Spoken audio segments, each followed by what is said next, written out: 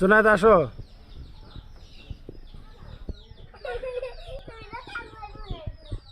আব্বু আসো। তুমি আগে সাক্ষাৎকার দাও, আগে আসো। আব্বু, জুবাইদ আব্বু, তোমার এদিকে আসো। এখন কিন্তু ভিডিও চলতেছে। আব্বু, তোমার দাদু বাড়ি কেমন লাগতেছে বলো? সুন্দর লাগতেছে। গুড। তোমার ভাইয়ারা যা আসছে, তোমার কেমন লাগতেছে? ভালো লাগতেছে।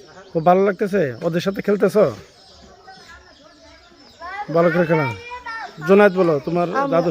আমার কিছু লাগতেছে না। কারণ তুমি যে দুষ্টু এটা বোঝা যাচ্ছে। দাদু বাড়ি আসার পরে, গ্রামে আসার পরে কেমন লাগতেছে তোমার? ভালো লাগে না। এটা ভালো করে তোমার মনে করো যে মনের কথাটা বলো। খাইলে ভালো। কেন অসুস্থ কই তোমায়?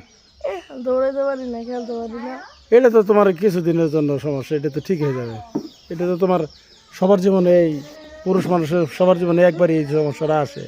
আর এটা তো সমস্যা না, এটা তো আমরা মুসলমান হিসেবে যেটা করা দরকার এটা করে ফেলেছি। এখন তোমার অভিযুক্তটা বলো, দাদু বাড়ি কেমন লাগতেছে? একটুও ভালো না।